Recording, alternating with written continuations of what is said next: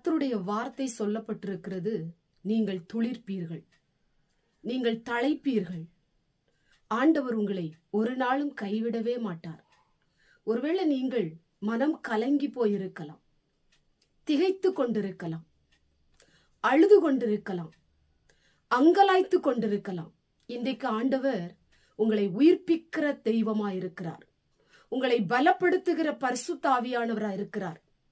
எல்லாமே முடிந்து போன நிலைமையில உங்க வாழ்க்கை வெட்டி போடப்பட்ட நிலைமையில இருக்கலாம், வாடி போன நிலைமையில இருக்கலாம். இன்றைக்கு ஆண்டவர் அவைகளை எல்லாம் துளிர்க்க பண்ண போகிறார்.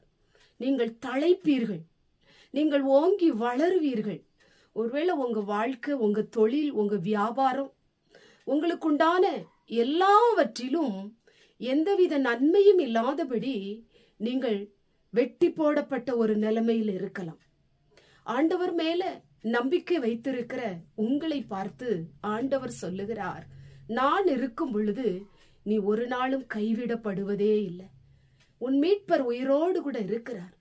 நீ ஏன் கலங்குகிறாய்? நீ ஏன் தியங்குகிறாய்? நீ ஏன் சோர்ந்து போய் இருக்கிறாய்? உன்னை தழைக்க பண்ணுகிற இயேசு ஒருவர் இருக்கிறார்.